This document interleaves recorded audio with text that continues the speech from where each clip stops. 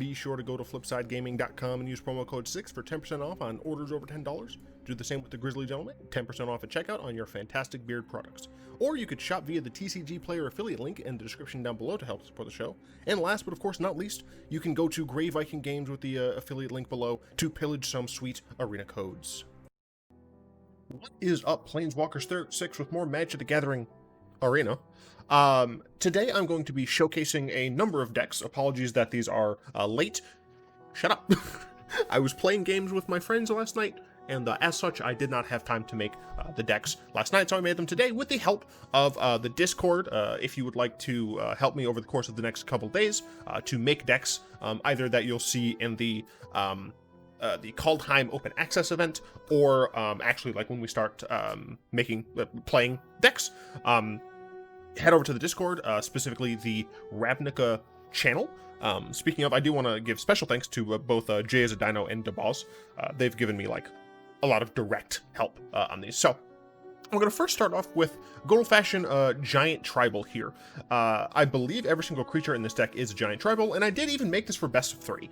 I wanted to make sure that this deck had at least a good base to start from, and my thinking of making this teamer was essentially, yes, we do have potential access to Realmcloak Giant, which could be nice, but we do already have a potential board wipe in Battle of Frost and Fire, and I wanted to kind of explore that, especially considering if we go teamer, we get the bulk of the good giant cards. So I'm just going to go through the deck as is. We have a lot of 3-ofs. Typically, I prefer to make decks that have mostly 4-ofs, but with new decks, it is kind of hard for me to settle in on certain cards, especially when I haven't played with them, so I put a lot of 3-ofs in the decks.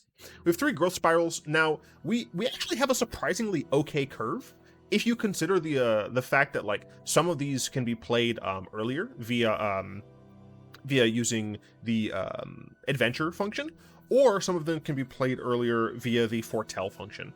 So we do have technically a wonky curve, but we have a surprising amount that we can do early. But we still do like the Growth Spirals because they can, 1, fill up our graveyard, 2, draw us cards, and of course 3, ramp us. Another way of getting some nice ramp in this is Invasion of the Giants. This card is going to come down on 2, and as you can see, we essentially only have these on 2, but still having 6 things that cost 2 mana is pretty nice, especially considering we also have 3 more things that we can foretell. I believe we only have 3 foretell cards, yeah. So technically we have a total of 9 cards that we can play on turn 2 in some fashion. So that's very nice. Invasion of the Giants, of course, allows us to scry 2 when it first comes down. It's like Growth Spiral, except that instead of drawing, we do get to see the next 2 cards. And this can allow us to set up our turns very favorably, especially if this is game 2 or 3 in a best of 3 series where we know what our opponent is playing, right? So we're less likely going to grab something that costs a lot if we're up against an aggro deck and we just need something early on. Or if we're against control, we're less likely to grab something that isn't necessarily going to help us against control. Then of course we can get a giant and hit our opponent or planeswalker. It's unfortunate that this can't hit players, but if our opponent is playing some planeswalker shenanigans, this is a really nice way of just harming them. It also is just straight up card draw. And then the last one, of course, makes it so our giant, the next giant we cast costs 2 less. Notably, right, if we play this on curve, so on turn 2, turn 3 we're getting the second one, turn 4 we're going to get that last one there. So it means that we're technically not going to be able to take full advantage of the Invasion of the Giants because we don't have any 6-drop giants. That said, it's not too much of an issue. Being able to just like, cast a Quakebringer for 3 and hold up something else is quite nice. I guess we could Quakebringer for 2, I meant. Next up we have 3 Agar the Freezing Flames. This is just another nice 3 mana card, and I wanted to play as many like decent 3 mana giants as I could. So like technically speaking, Uro and Bone Crusher are kind of like the main giants, but Agar is still like fine, and the reason it's still fine is because our giants can very possibly overkill things, especially considering many of them don't actually have trample. I don't think any of them have trample, actually. Since a lot of them don't have trample, when they get chump blocked inevitably by our opponent's creatures, we get to keep that steam coming by grabbing these additional cards. It makes it so our Bone Crusher giants killing killing a 1/1 or an X1 or something like that, or overkilling a Planeswalker, it's not as bad now because we get to draw a card. It's even potentially better, right? So that's a lot of good stuff. I have to turn my headphones down because I feel like I'm yelling. But also it's a 3-mana 3/3. Boker's Giant is like the only four of in this deck because it's that good. I've played with this card enough to know that this card is fantastic. It is a giant with upside that has better power than its cost, and it has the ability to stomp. All fantastic. Like, this card is absolutely the linchpin of the deck, as is Uro. Uro, fun fact, is a giant. It's a giant which ramps us, gains us life, and in the late game, if a lot of our giants are just, I don't know, dead, or we've used plenty of the invasions, etc., then we can go ahead and just get this from our graveyard for essentially no extra cost. Because we don't have recursion in this deck. Like, we don't, once our stuff goes to the graveyard, other than specifically Quakebringer, we don't care about our graveyard. So we get to just eat things and eat them, and bada bing bada boom, we have a suck boy. We've got 3 Calamity Bearers. This one I love the idea of. I'm just not sure. Same with, I guess, Tectonic Giant. The fact that they're 4-mana 3/4s means that their stats aren't properly up to par. That said, it does attack and block as a 6-power creature because it deals double damage to permanents and players. It makes our Bone Crusher Giant better. Like, that's another reason it's great. It just generally makes our giants do more damage. And when they're doing more damage, if we have something like Agar out, it means we're more likely to draw cards because we're overkilling things. We're crushing them with excess damage. So I like the idea of this. It also means that, like, my Quakebringer is going to be dealing extra damage and stuff. So, like, I like the idea of this card. I'm just, because it's a 4-mana 3/4, I'm just not sure about it. Tectonic Giant is similar. The difference here is that it's similar to Bone Crusher Giant in that if our opponent targets it, we get to get dank value out of it. But also, just when we attack, we can just dome our opponent. I don't suspect that this deck is going to have too many issues with card advantage, just based on essentially like this block here and then these, right? I don't suspect that card advantage is going to be too hard to come by in a deck like this.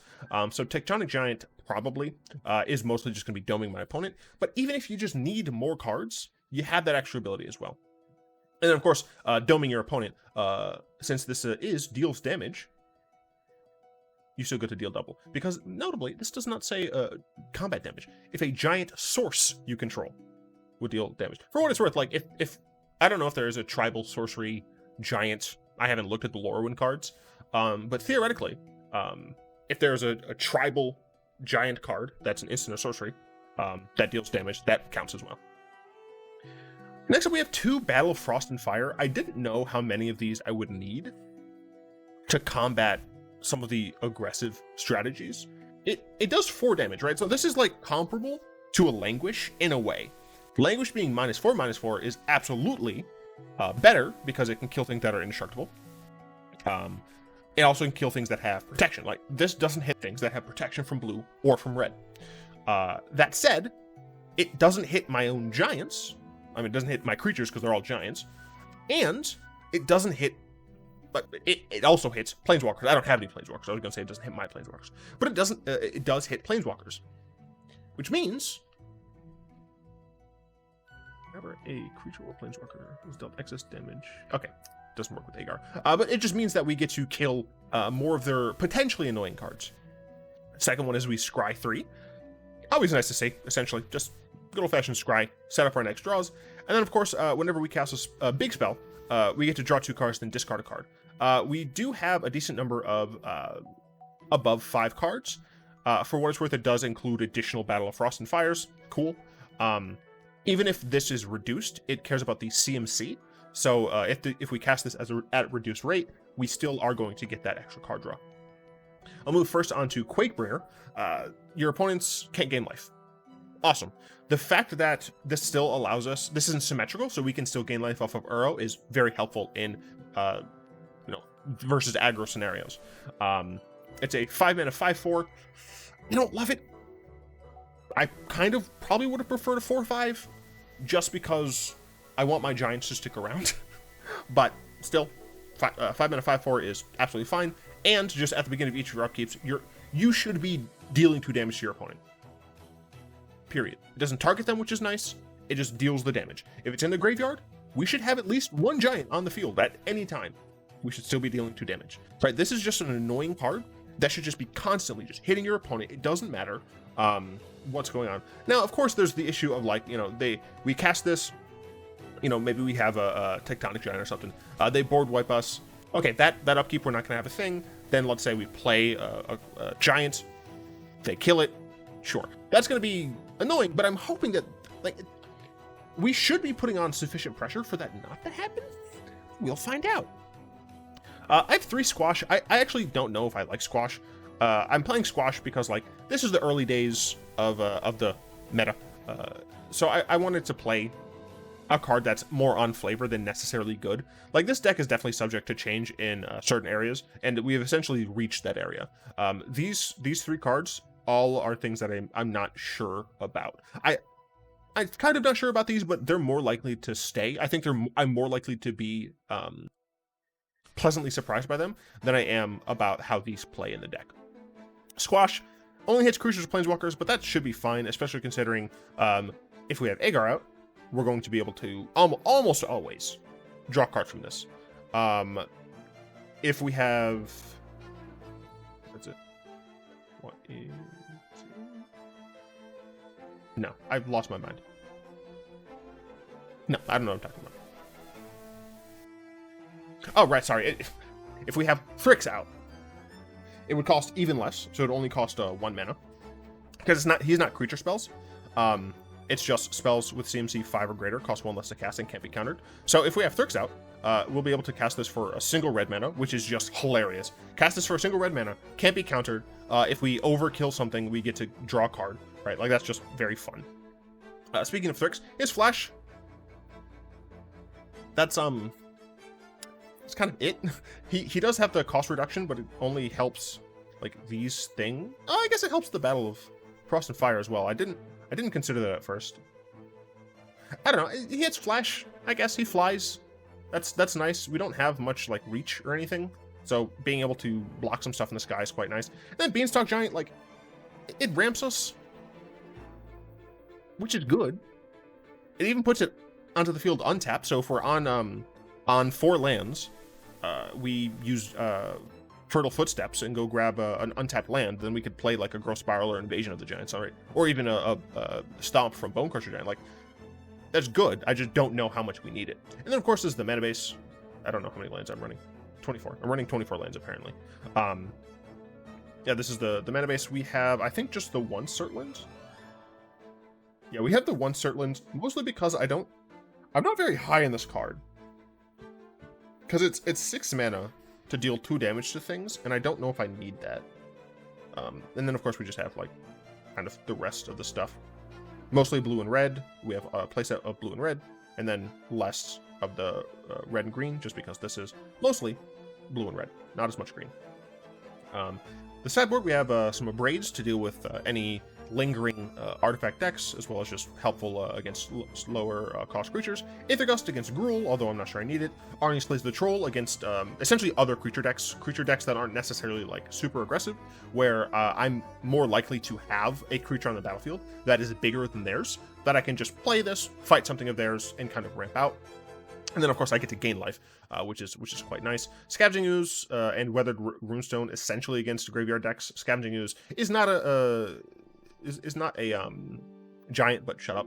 I also realized after the fact that Klothys could be fine in the sideboard somewhere, because she is also decent graveyard hate, and she does ramp us. 2 Mystical Disputes against essentially control decks. 2 Raven Form, because I suspect this card is absolutely stupid, and I want to try out a card that I think is absolutely stupid. Also, a 1/1 does not compare very well to a bunch of 6/6s. I guess not a bunch of 6/6s, but whatever. And then Giant's Grasp, because JZ9 wanted me to play this card, and technically speaking, this can be like a 2-for-1 in my favor. So the next deck we're going to talk about is another tribal deck. This one is Angels. You'll notice this deck, that 350. This deck also 300. luckily we're not playing this in anywhere but Arena. This deck is like rares.deck, rares and mythics.deck. Anyway, this is essentially just an Angel tribal deck that happens to have a decent amount of like life gain elements. Yeah, I mean that's pretty much it. We got Forrest, Speaker of the Heavens. We should, keyword should, be able to get up to 7 more than our life total a lot. And then once we start pumping out these angels, it should be like game over right there. We have 3 Thoughtseize because we are playing black and we want to, you know, interact with our opponent in some way, considering the fact that I'm not running all that much removal at all, at least in the main deck. So Thoughtseize, I think, is going to be a very important role player. And then our last non-angel is Bishop of Wings. Whenever an angel enters the battlefield, we get to gain 4 life. Boom. That's just very helpful. Having this out allows us to just get this +7 more easily. And if we get board wiped while we have angels, we'll have some board presence left over, which should be very helpful. We've got only 3 Angel of Vitality. I don't, like, it makes it so that we gain 5 on this, and she can be relatively large. I just don't know if this card's worth it now, when we have other angels that we could play. We have 3 Resplendent Angel, essentially just to make room for Angel of Vitality. Once again, it's very possible that we're not going to need that, right? Like, if the curve is turn 1 Speaker, turn 2 Bishop, turn 3 Resplendent, as long as our Speaker is still alive and is, I guess, able to attack, which is not always going to be the case, but is able to attack, then we'll have gained 5 life, and that'll put me into a point where we can start making angel tokens and whatnot. Righteous Valkyrie, also a 3 of, once again, to make room for Angel of Vitality. This is one of those other cards that just helps us to gain more life. With Bishop of Wings, if this is out first, we gain 4. If Righteous Valkyrie is out first, because this is still a cleric, we still gain 4 because it's based on toughness. So this is all, they work very nicely in conjunction. And then of course, as long as we have at least 7 or 7 more life than our starting life total, creatures you control get +2/+2. All of them, not just my angels. So this means that the spirits that are left over from Bishop of Wings, this means both of these 2 in general, which is great for this card because now I'm gaining more life and I can actually attack with it. It would just be super great. Hopefully, it's sufficient.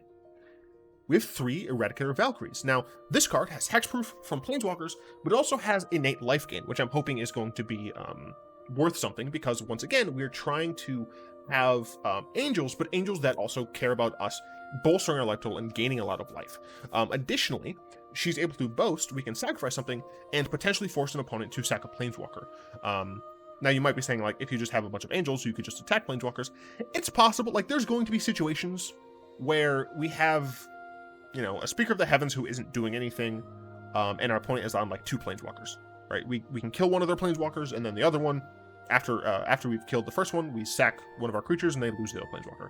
I don't know to what extent this card's going to be good, but I wanted to play it. 4, Fierge's Retribution. This card is sick. This is like the reason we're not running any actual removal in the main deck, because this card just gives us a bunch of removal. These should all be big enough for people to see, right? Yeah, totally. People can see this. Yeah, sure. Anyway, we get an angel. Awesome. 4 mana, 4/4 flying angel. By itself, not technically great, but there's more. Our angels get to just destroy creatures. And since most of our angels are going to have vigilance, this makes... this one doesn't have vigilance. This does. Yeah, this one does. This one does. So a lot of our angels are going to be vigilant. It means that we can attack, and before blockers are even declared, murk things. It's great. And then, of course, giving our angels double strike hopefully just means our opponent is dead. Just dead. 1 Legion Angel in the main, 3 in the side. I figured this is just kind of like, we're playing a mid-range deck here. I assume that just like having access to this card is going to be quite nice in control matchups specifically. I'm playing 2 Starnheim Unleashed. I said I don't like this card, and I feel like I'm going to be dissatisfied by this card, but I figured I'm at least going to give it a chance, right? I don't want to just say outright that this card is just garbage. And then we're running 4 Angel of Destiny. Why? Well, it's an angel, so when it enters, we get 4 life. Or it's an angel and a cleric. So when it enters, we get 6 life. And it has double strike, which is Nice. And we gain life when our creatures hit things, just from this being on the battlefield. And then we get to kill opponents if we hit them, and we have a ton more life. Cool. Awesome. To Amelia's Call, this can be a land if we need it. We're only running 24, but sometimes you will need those extra lands. And then otherwise it can just be a 7 mana, make 2 angels. Cool. For what it's worth, only our non-angel creatures get indestructible. We're not really playing this card for that. Just some Goblet Shrines, some Isolated Chapels. You might notice that there's something missing here, potentially. Oh yeah, it's the Kaldheim Orzhov Angel land. It's missing because it's fucking garbage. Anyway, I already talked about the 3 Legion Angels. We also have 2 Linvalas, also angels, but she's not as good. Potentially she will make main deck if I don't like Starnheim. But the idea essentially is like there's potential for like really weird creature combo things, creatures doing dumb things. So that's the idea of having her in here. We have 2 Crippling Fear. Potentially we should have 3. I'm not entirely sure. It depends on how good the second chapter on Retribution. I'm just gonna say Retribution is.